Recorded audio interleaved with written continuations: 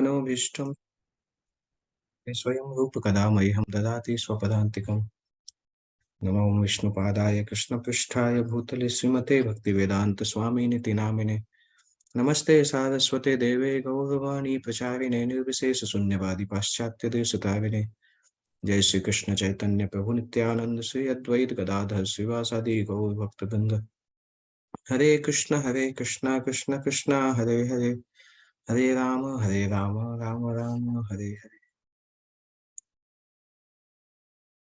I will just share the screen, then you can go.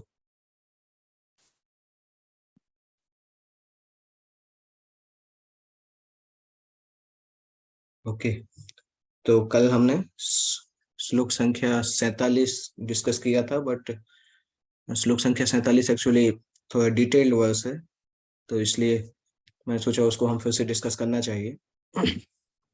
इस श्लोक में clearly आता है कर्मण्य एवं अधिकारस्ते, कर्म करने का अधिकार हमारे पास है, परंतु उसके फल का भोगने का अधिकार नहीं है।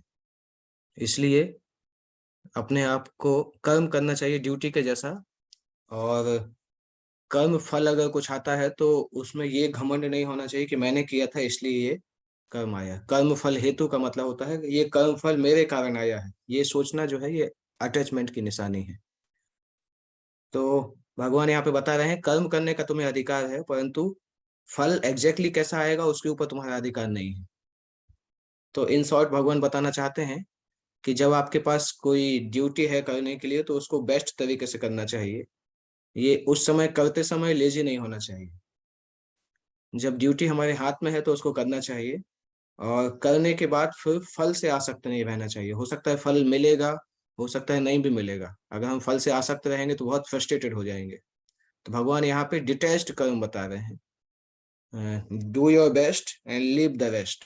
जब कोई कार्य हमारे हाथ में है तो उसको सबसे अच्छे तरीके से करिए, और कार्य को करने के बाद फिर उससे डिटैच हो जाइए, फल जैसा भी आएगा। तो भगवान वही बता रहे हैं कर्मणि एव अधिकारस्ते, आपका कर्म के लिए अधिकार है, उसके फल के ऊपर आपका कंट्रोल नहीं है। फल आ सकता है, अगर मेहनत करेंगे तो आ सकता है, नहीं ऐसा हो भी सकता है कि मेहनत करने के बाद भी नहीं आए। तीसरा, माँ फल कर्म हेतु भू, अपने आप को कर्म फल का हेतु, कि मैंने कर्म किया इसलिए इसका फल आया, ये मत मानिए। क्योंकि ज्यादातर अभी अगले अध्याय में भगवान बताएंगे कि संसार के कर्म 3 गुणों के प्रभाव से किए जाते हैं। केवल मूर्ख व्यक्ति ये सोचता है कि वही अकेला कर्म करने वाला है। और साथ साथ माँ ते संगोस त्वकर्मणि, ऐसा भी मत सोचिए कि अरे कर्म करने की जरूरत ही क्या है। तो जब कर्म करना है तो उसको अच्छे से करिए, उसके फल से आसक्त मत रहिए, और अपने आप को कर्ता भी मत मानिए। केवल ड्यूटी के लिए वो कार्य करिए। और अकर्मणी, अकर्मणी मतलब बिना काम किए भी बैठे रहना अच्छा नहीं है, कि हम कुछ भी काम नहीं करेंगे। तो इन शॉर्ट ये पूरा श्लोक बताता है डिटैच्ड वर्क कैसे करना चाहिए, वर्क एज ए ड्यूटी। कार्य करिए, उसके फल अगर आता है तो अच्छा है, फल अगर आता है तो उसको भगवान को समर्पित कर दीजिए। फल नहीं आता है तो उससे फ्रस्ट्रेट होने की आवश्यकता नहीं है। तो ये एक इम्पोर्टेंट कॉन्सेप्ट है गीता का, इसलिए मैंने इस श्लोक को कल कल भी डिस्कस किया, आज भी सोचा कि इसको डिस्कस करना चाहिए। तो जैसे हनुमान जी का पिक्चर इसमें था, हनुमान जी इसके लिए बहुत किस प्रकार से आइडियल कर्म करना चाहिए। हनुमान जी भगवान की सेवा के लिए कुछ भी कार्य करने के लिए तैयार थे, और ये नहीं सोचते थे कि उस कार्य का किस प्रकार से, मतलब उनको कुछ बेनिफिट होगा कि नहीं। वो केवल भगवत सेवा के लिए कोई भी बड़े से बड़ा कार्य करने के लिए तैयार रहते थे। तो ये इसका मीनिंग है, फल से अनासक्त रहना, लक्ष्य से अनासक्त नहीं रहना।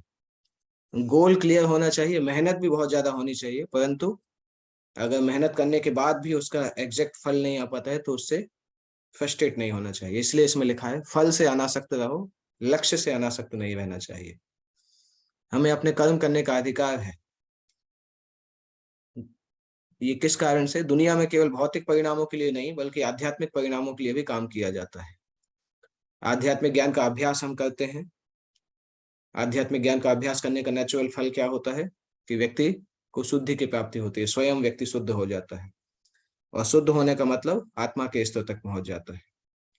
तो इस प्रकार से कार्य करना चाहिए। जैसे आध्यात्मिक ज्ञान का अभ्यास अगर कोई व्यक्ति करता है और सोचता है कि मेरा शरीर अच्छा हो जाए, मेरा अच्छा जॉब लग जाए, मुझे बहुत पैसे मिल जाए, तो वो फल से अनासक्त अभ्यास नहीं है। यहाँ पे बता रहे हैं आध्यात्मिक ज्ञान का अभ्यास करना चाहिए, नेचुरली हृदय की शुद्धि होगी, हम आत्मा के स्तर तक पहुंच जाएंगे। तो कर्म जो करते हैं ड्यूटी के लिए करते हैं, तब फिर कर्म का ये प्रभाव होता है कि हमारे आध्यात्मिक ज्ञान में वृद्धि होती है। अगर कर्म के फलों की प्राप्ति के लिए हम कर्म करेंगे तो उससे कर्म का बहुत ज्यादा आध्यात्मिक स्तर पे कुछ नहीं होता है। इसलिए दूसरी लाइन पर लिखा है माँ फलेषु कदाचन, कर्म करने के बाद फल के अधिकारी हम नहीं है। पर जब ऐसा बोलते हैं तो बहुत सारे लोग लेजी जैसे बोलते हैं कि अगर हमारा कर्म के फलों के हम अधिकारी है ही नहीं, तो हम कर्म के फल के लिए परवाह क्यों करें, मेहनत क्यों करें। तो माँ फलेषु कदाचन का ये मतलब नहीं है कि हम कर्म के फल की परवाह ही नहीं करें, क्योंकि कर्म का फल ही तो है जो हमें प्रेरित करता है कि हम वो कार्य करें। जब हम रिजल्ट देखते हैं उसके बाद ही तो हम कार्य करते हैं, अगर रिजल्ट नहीं दिखेगा तो कार्य करेंगे कैसे, क्योंकि कर्म के फल के कारण ही हम उस कार्य को करते हैं। तो जब कार्य करना प्रारंभ कर रहे हैं तब तो हमें फल पे फोकस रहना होगा, परंतु अगर वो फल प्राप्त नहीं हो तो डिटैच रहना भी सीखना होगा, और अगर फल प्राप्त हो तो उस फल को ठीक तरीके से यूटिलाइज करना सीखना होगा। तो दूसरा पॉइंट इसमें लिखा है ये कर्म का फल ही है जो हमें प्रेरित करता है कि, और यदि हम किसी विशेष फल की आशा करते हैं तो ये गलत नहीं है। हम अपना कर्तव्य ना केवल फल के लिए करते हैं, बल्कि हम अपना कर्तव्य करते हैं क्योंकि हम जानते हैं कि इसके माध्यम से हम शुद्ध और ज्ञान, हमें शुद्धि और ज्ञान प्राप्त होगा। तो कर्म जब कर्तव्य के जैसा करने के लिए बोला जाता है, उसका मतलब होता है कि जब हम कर्म को फल के लिए नहीं करते हैं, कर्तव्य समझ के करते हैं, तो हम कर्म के मुख्य उद्देश्य को जान पाते हैं। ये जान पाते हैं कि इस कर्म को करने से हमें शुद्धि मिलेगी और ज्ञान मिलेगा। केवल फल के लिए जाएंगे तो हमें आध्यात्मिक शुद्धि नहीं मिलेगी और ज्ञान भी नहीं मिलेगा। और उसके बाद एसेंशियली इस श्लोक में क्या बोला जा रहा है, हमारा प्राथमिक उद्देश्य कृष्ण को प्रसन्न करना है, भले ही परिणाम सामने ना आए, लेकिन कृष्ण हमारा भाव देखेंगे और प्रसन्न होंगे। तो कई बार हो सकता है कर्म करने से फल नहीं मिले, परंतु हमारा हमारा क्या मेन क्राइटेरिया है कि कर्म करने से अगर कृष्ण खुश होते हैं तो हमारा कर्म सफल है, भले ही उसका फल नहीं आ पाए, क्योंकि भगवान कृष्ण जो है वो भाव को देखते हैं, और अगर भगवान कृष्ण भाव को देखेंगे और हमारा भाव ठीक है तो भगवान कृष्ण प्रसन्न होंगे। तो इसलिए हमारा, जब हम भक्त जब कर्म करते हैं तो हमारा प्राथमिक उद्देश्य कृष्ण को प्रसन्न करना है, भले ही हो सकता है हमारे हिसाब से परिणाम सामने नहीं दिखे। तो इसलिए अनासक्ति का पहला स्तर होता है कि हम कर्म के फल से आसक्त नहीं हैं, और अनासक्ति का उससे एडवांस स्तर होता है कि हम ये सोचना छोड़ दें कि कर्म के फल हमारे कारण से आ रहे हैं। फर्स्ट लेवल जो है कि हम कर्म के फल से आसक्त नहीं है। दूसरा लेवल ये सोचना है कि कर्म के फल आ रहा है तो उसका कर्ता मैं नहीं हूं, ऐसा नहीं कि मेरे कारण वो फल आया है, मेरे अलावा और भी फैक्टर हैं, भगवान की इच्छा भी है, क्रियाएं भी हैं, इंद्रियां भी हैं, स्थान भी है, काल भी है, बहुत सारी चीजें होती है जिसके कारण कर्म का फल जनरेट होता है। तो अगर कोई व्यक्ति मूर्ख है तो ये सोचेगा कि केवल मेरे कारण हुआ है। इसलिए तीसरे में लिखा है माँ कर्म फल हेतु भूः, हमें अपने आप को कर्म के फलों का कारण नहीं मानना चाहिए, क्योंकि हम वन ऑफ द कारण हैं, एकमात्र कारण नहीं है। ज्यादातर लोग सोचते हैं कि अगर सक्सेस मिलता है तो हम ही उसके मुख्य कारण है, परंतु फेलियर मिलता है तो बाकी सब कारण उनको याद आते हैं। अगर कोई व्यक्ति सफल होता है तो और कोई कारण ध्यान नहीं आता उसको, परंतु जब वो असफल हो जाता है तब उसको बाकी सारे कारण ध्यान आते हैं। तो इसलिए समझना चाहिए कि कोई भी कर्म का फल मिल रहा है उसके हम केवल कारण नहीं है, बाकी और भी कारण है, और मुख्य रूप से प्रकृति के तीन गुण उसके कारण है। अगर ऐसा सोचेंगे तो हम कर्म के फल से अनासक्त रह सकते हैं। चौथा पॉइंट आया था माते संगोष्ठ कर्मणि, ऐसा भी नहीं सोचना चाहिए कि अगर हम उसके कारण ही नहीं, फल को भोग भी नहीं पाएंगे तो कर्म क्यों करना है, फिर तो खाली बैठे रहो। तो नहीं, वो भी गलत है, कर्म ना करने में भी आसक्त नहीं होना चाहिए। लेजीनेस से आसक्ति नहीं होना चाहिए, क्योंकि कर्म करने से ही हमें शुद्धि मिलेगी। अभी हम पढ़ेंगे कि कोई व्यक्ति बिना कर्म किए रह ही नहीं सकता है। कर्म, केवल कर्म करना हमें शुद्धि को प्रदान करता है। तो हमारा सबसे ऊंचा लक्ष्य है कृष्ण को प्रसन्न करना, कृष्ण से जुड़ना और कृष्ण की सेवा करना। कृष्ण को प्रसन्न करेंगे, कृष्ण से जुड़ेंगे, उनकी सेवा करेंगे तो हमें शुद्धि और मुक्ति प्राप्त होगी। तो ये हमारा मुख्य कर्म है। तो ये श्लोक बहुत डिटेल है और क्लियरली बताया जा रहा है इस श्लोक में कि किस प्रकार से अ, हमें डिटैच कर्म करना चाहिए। जब कोई कार्य हमारे पास है तो उसको एग्जैक्टली स्वीकार करिए और अच्छे से करिए, जितनी मेहनत हो सके तो करिए, परंतु करने के बाद उससे डिटैच हो जाइए। जैसे आप फॉर एग्जाम्पल एग्जाम देने जाते हैं, तो एग्जाम हॉल में जाने के पहले तक जितनी तैयारी कर सकते हैं करना चाहिए, उसमें लेजीनेस नहीं होनी चाहिए। परंतु एक बार एग्जाम खत्म हो गया और आप एग्जाम हॉल से बाहर आ गए, तो रिजल्ट के बारे में सोच सोच के फ्रस्ट्रेट नहीं होना चाहिए कि मैं देखो मैंने ये गलती कर दी वो गलती कर दी, क्योंकि क्वेश्चन पेपर आपके हाथ से जा चुका है, आंसर शीट भी हाथ से जा चुकी है। अभी आपके रोने से केवल आपका टाइम वेस्ट होने वाला है। तो जब कर्म आपके हाथ में है तब सबसे अच्छे तरीके से करिए, परंतु एक बार आपके हाथ से निकल गया तो फिर उसके लिए फ्रस्ट्रेट मत होइए। तो ये भगवत गीता का सिद्धांत है, do your best and leave the rest. अपनी तरफ से भरपूर प्रयास करिए, फिर जो फल आएगा उसको हम देखेंगे। तो ये, और इसमें हमने 47वें श्लोक में भी हमने देखा था कि किस प्रकार से कर्म, अकर्म और विकर्म तीन की परिभाषा आई थी। कर्म मतलब शास्त्र सम्मत कर्म, कोई भी यज्ञ पूजा दान और हमारी जो नियत ड्यूटी है, नियत कार्य है, वो कर्म कहलाता है। विकर्म मतलब पाप के कार्य। तो अकर्म के दो मतलब होते हैं, एक मतलब होता है कोई कर्म नहीं करना, दूसरा मतलब होता है ऐसा कर्म करना जिसका भौतिक फल नहीं हो, जिसका फल आध्यात्मिक हो, वो भी अकर्म कहलाता है। और साथ साथ हमने ये भी देखा था तीन प्रकार के कर्म, काम्य कर्म, विहित कर्म और निषिद्ध कर्म। तो कुछ कुछ हमारी ड्यूटी होती है, जैसे कोई माता पिता अपने बच्चे, छोटे बच्चे को लेके बीच पे लेके जाते हैं कार से, तो माता पिता बोलते हैं बेटा हम लोग आते हैं बीच से, तुम कार के अंदर रहना, कार के बाहर आओगे, क्योंकि छोटा सा बच्चा है, कार के बाहर जाएगा तो डेंजर हो सकता है, पानी के पास भी जा सकता है। तो माता पिता बोलते हैं कि छोटे, उसकी बड़ी बहन को बोलते हैं कि इसको कार के अंदर रखना। तो उस छोटे बच्चे का कार के अंदर रहना उसके लिए प्रिस्क्राइब्ड है, क्योंकि वो शास्त्र में लिखा हुआ है उसके। और अगर वो कार से बाहर आके बीच पे जाता है तो उसकी इच्छा है तो जा सकता है, परंतु उसमें थोड़ा सा रिस्क है, तो उसको काम में कर्म बोला जाता है। कुछ कर्म है जो कि शास्त्र के द्वारा प्रिस्क्राइब है, कुछ कर्म है जो शास्त्र के द्वारा प्रिस्क्राइब नहीं है, परंतु हम कर सकते हैं, इतना ज्यादा लॉस नहीं होगा। जैसे बच्चा बीच पे जाएगा तब तक सेफ है जब तक वो पानी में नहीं जाए, थोड़ा सा रिस्क है परंतु तब भी वो उतना उतना रिस्क नहीं है। तो कार के अंदर रहना उसके लिए नियत कर्म है, बीच पे जाना, कार के गेट से बाहर आके बीच पे जाना उसके लिए काम्य कर्म है। काम्य कर्म मतलब हमारी कुछ काम करने की इच्छा है, परंतु वो काम पाप का काम नहीं है, शास्त्र के खिलाफ नहीं है। तो अगर शास्त्र के खिलाफ नहीं है तो हम एक लिमिट तक कर सकते हैं, परंतु अगर वो बच्चा समुद्र के पानी में जाएगा तो वो निषिद्ध हो जाएगा, वो पाप कर्म कहलाएगा, क्योंकि बच्चे की मृत्यु हो जाएगी। तो इसी प्रकार से शास्त्र सम्मत कर्म कर सकते हैं। अगर कोई ऐसा कर्म है जो कि शास्त्र में न्यूट्रल है तो वो कर्म कभी कभी किया जा सकता है, परंतु कोई भी ऐसा कर्म नहीं किया जा सकता है जिसमें पाप हो। जैसे बच्चे का कार में रहना बेस्ट है, कार में नहीं रहता है, बाहर बीच पे जा सकता है, थोड़ा रिस्क है, परंतु अगर समुद्र के पानी में जाएगा तो मर जाएगा। तो इसी प्रकार से पाप कर्म करेंगे तो मर जाएंगे, काम में कर्म करेंगे तो न्यूट्रल जैसा है, और विहित कर्म हमें करना चाहिए। ये इस श्लोक में तात्पर्य में समझाया गया था। उसके बाद 48 नंबर का जो श्लोक आता है, उस श्लोक में आता है योग जो है वो समभाव है। भगवान बता रहे हैं योगस्थः कुरु कर्माणि संगम त्यक्त्वा धनंजय सिद्ध सिद्धियो समो भूत्वा समत्वम योग उच्यते। तो योग की परिभाषा आ रहा है कि जीत और हार की जो भी आसक्ति है उसको त्याग के ड्यूटी के लिए कार्य करना चाहिए, समभाव से कार्य करना चाहिए। अनुवाद में इस प्रकार से बताया है, जय तथा पराजय की समस्त आसक्ति को त्याग कर समान भाव से अपना कर्म करना चाहिए।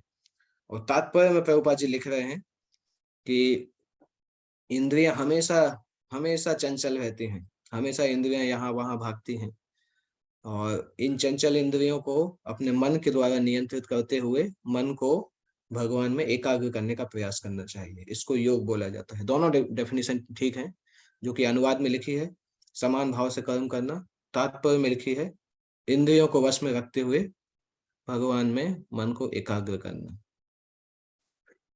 हम देख सकते हैं, एक मिनट, कितना टाइम है हमारे पास? Just minute, okay, we have 1 or 2 minutes। थोड़ा सा ये देख सकते हैं, पूरा नहीं कर पाएंगे, कल हम इसको आगे डिस्कस करेंगे। तो हनुमान की लाइफ से अगर हम देखें तो हम इसको एग्जाम्पल समझ सकते हैं, किस प्रकार से हनुमान ने आइडियल कर्म योग के बारे में बताया।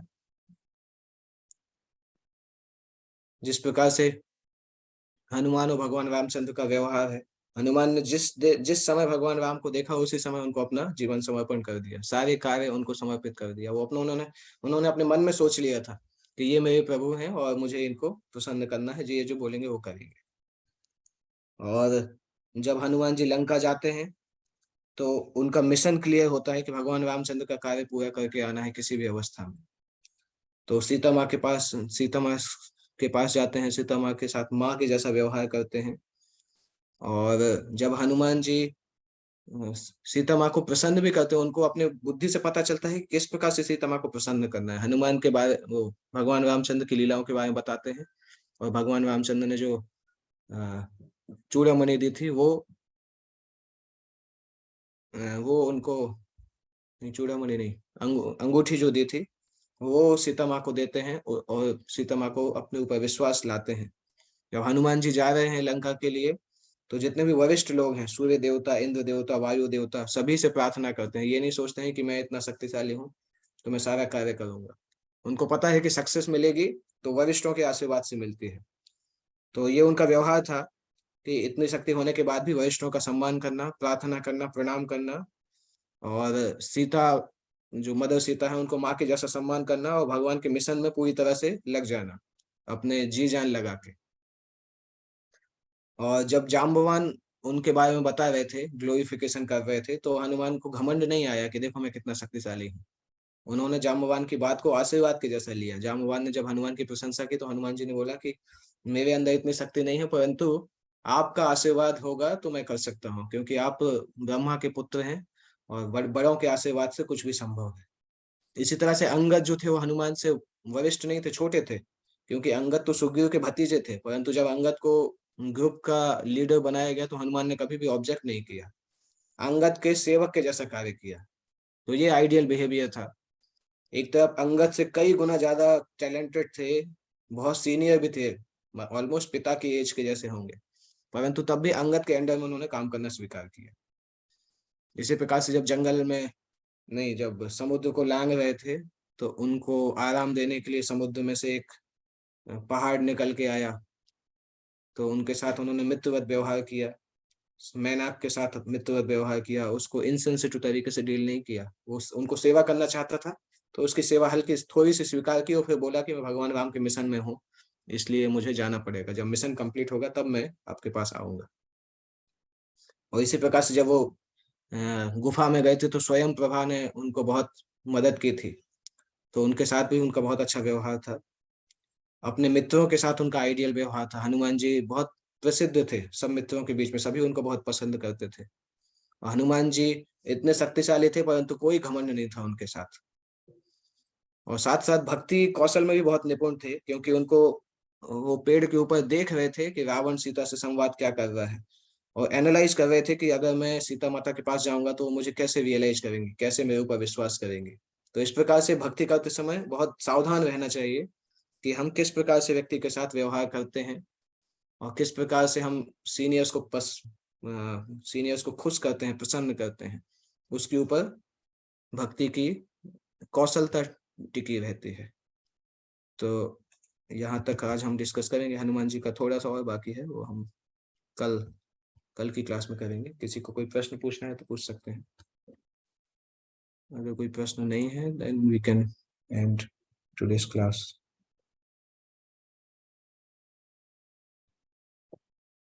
ओके, सो कल हम इसी समय पे मिलते हैं। भगवत गीता यथारूप की जय। जगत गुरु श्री प्रभुपाद की जय।